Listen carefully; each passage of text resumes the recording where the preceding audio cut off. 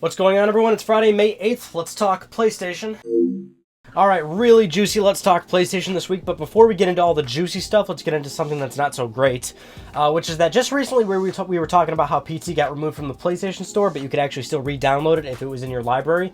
Turns out that is no longer the case. The game is completely taken off of PlayStation Network, so even if you own the game, if you do not have it like locally installed onto your PlayStation 4, you cannot re-download it anymore. It is completely gone from PSN, which is incredibly odd because usually when this happens, you always have the tie to re-download it to your account. It's always saved to your account management, tied to your PSN account or your Xbox Live account that you have owned the game and you can re-download it. This happens even when games get completely removed from the store, but this is a straight, complete eradication off of PSN. So if you still have PT installed on your PS4, do not delete it because it will be gone forever, which really fucking sucks. Like there's no doubt about it. Like, I am so in love with PT.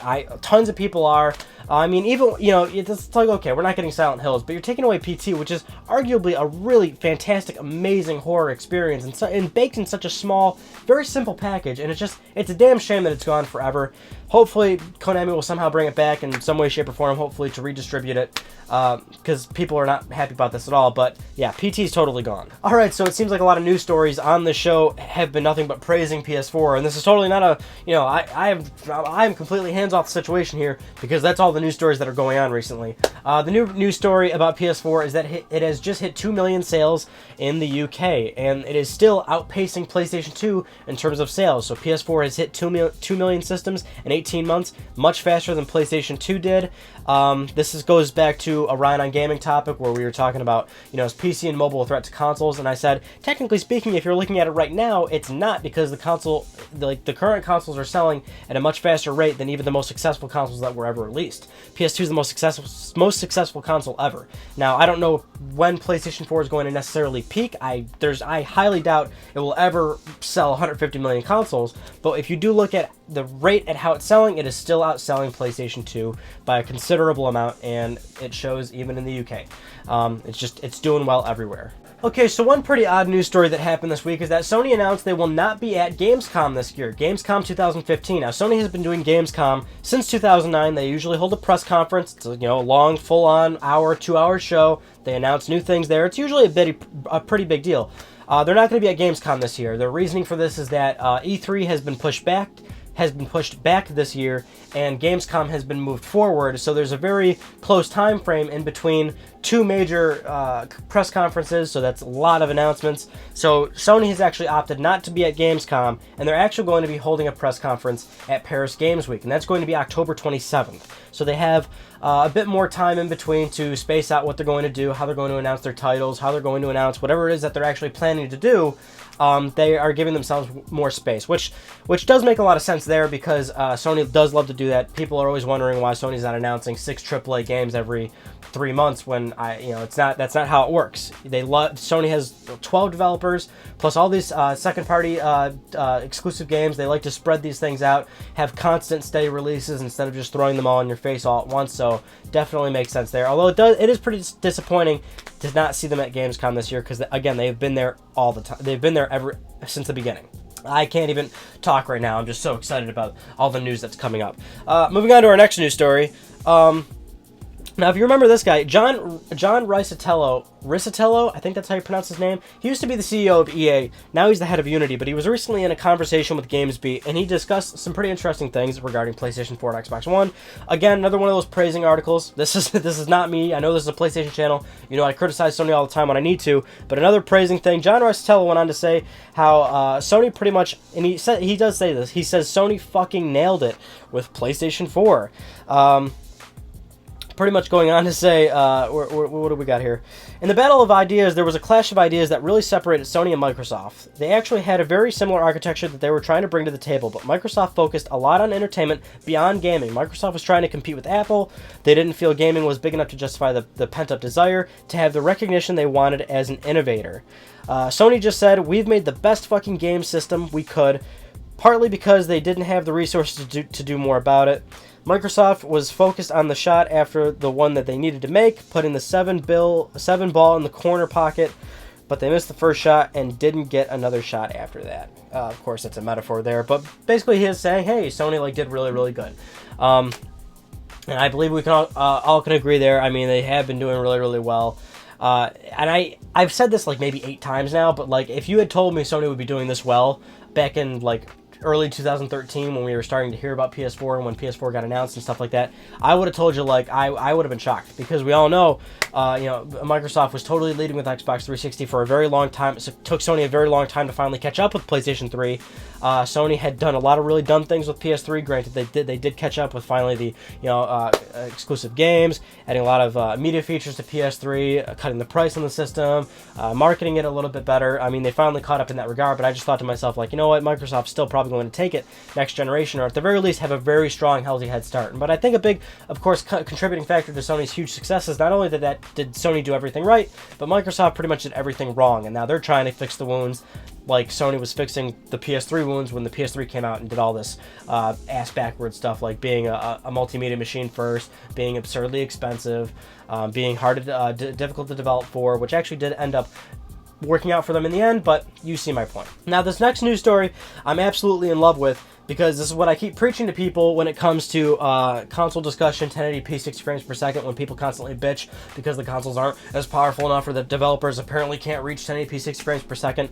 So one developer said Vertex Pops Games was talking at GamesBeat, and they discussed about 1080p and 60 frames per second, and they had this to say. The studio's Morbeen Fikri commented on the difficulties of modern game development. Software development is always about making the right trade-offs for your project. A lot of AAA games benefit from going 30 frames per second to push the limits on visual fidelity, not just in polygon counts and animation, but more accurately simulating light, materials, etc. We are doomed as a Twitch action game with a sharp vector art aesthetic, so for me 60 frames per second and 1080p were absolutely essential.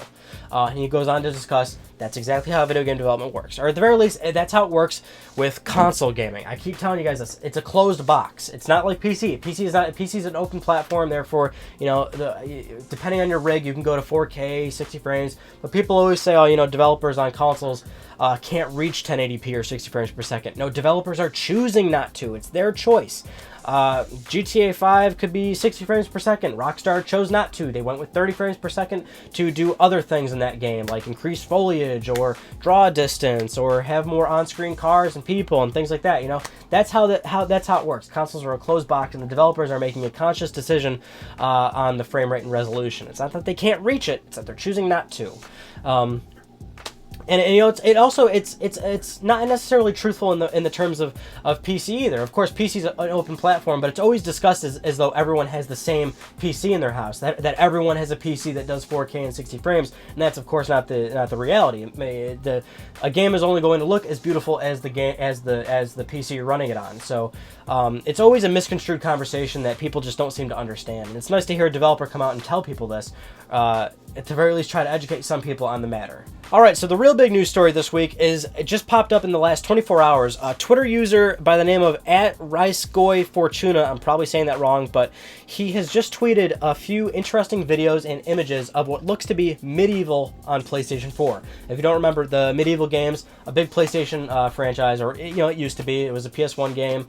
I believe it was also on PS2. I actually didn't play the MediEvil games myself, but MediEvil, the most recent example, Sir Daniel Fortescue is the MediEvil character who was in PlayStation All-Stars Battle Royale. Again, this is a Sony-owned property, and there is the new rumor is that there's going to be a new MediEvil game coming to PlayStation 4. So he actually released 2 videos on YouTube that were 2 seconds long, and it shows very quick gameplay of what it looks to be a rendered PS4 model and actual gameplay of a possible MediEvil game coming to PS4. He also showed a few images. I'm probably showing you these right now. I'm actually not sure if I'm going to include these in the video, because if they are real, then Sony could possibly copyright strike this channel or something. But either way, they look very, very convincing. Of course, there's a big debate right now on the internet of if these are real or are these fake. I'm in the camp right now of saying that they are. I'm thinking this is real, and I'm thinking it's real because, well, it's one of those things you just gotta go with what you're looking at. The gameplay that was seen. Of course, it is only 2 seconds long, but quite frankly, it looks very, very good. The assets aren't a part of any particular game that I could see that it could possibly be modded from on PC. It just seems like whoever made this would have to go through a lot of work to make it look like it's fake. Of course, it definitely could be fake, and I could be wrong there, but I'm saying this is real. And there's also another reason why I'm saying this is real is because if you remember, months back on Let's Talk PlayStation, Sony was pretty vocal about the fact that they wanted to return to the roots. And they also had pretty much confirmed in interviews that they were going to be bringing back a PlayStation Classic. And of course, a lot of people instantly jump to Spyro or Crash, and we always tell you that's not an option. Sony does not own those games anymore. It would be way too difficult. They'd probably have to pay a huge lump sum of money from Activision to buy the rights to those games. And like I said, Crash and Spyro were a very unlikely choice. MediEvil, Sir Daniel Fortescue, that is absolutely possible. Sony still owns that. Would definitely make sense there. So if Sony wants to return to the roots and bring back a classic PlayStation game, that seems like that's definitely one of them. I also thought Parappa might be one of them. We don't know about a Parappa game, but definitely this seems to look like a pretty convincing piece of imagery and video. The Twitter user that released these also said that he's going to be releasing some more footage. I believe he said Sunday, if not tomorrow, which would technically be today, because I record these like Thursday, Friday nights, or Friday morning technically, but yeah, definitely. It definitely looks pretty convincing to me. There's no doubt about it. I could be wrong, but I am going to gamble here and say that this is definitely real, and we will probably see this at E3. So MediEvil coming back, PlayStation 4, the possibilities of it. I mean, who actually played the MediEvil games? Because like I said, I actually never played these games. I played them like a few times. I played like demos, I think. I never actually bought like a full MediEvil game, but I heard it's fun. It'd be interesting. I would certainly give it a go if there was a PlayStation 4 game. I mean, yeah, we always talk about this. Sony's got all these developers. Sony's got all these properties. They own so many franchises. There's a lot of things that they can do, and MediEvil could definitely be one of them. If we're going to see it actually happen, only time will tell. That's what I always tell you guys on here. Only time's gonna give you the answer, really. Anywho, that does it for this week's episode of Let's Talk PlayStation. Be sure to check out this week's episode of Ryan on Gaming. The topic was story versus gameplay. How important is story in relation to gameplay? Of course, those two things are very intertwined for a lot of games. Sometimes games prioritize story over gameplay, and that's certainly not cool, but it goes into a very interesting discussion there. So if you want to see that discussion, be a part of that discussion, good lord, click that video and check it out. And be sure to check the next week's video for Ryan on Gaming. Another reminder, it's always Wednesdays. And that's pretty much it. So that concludes this week's episode of Let's Talk PlayStation. I'm Ryan Benecki. Thank you all so much for talking with me. I'll see you all next Friday.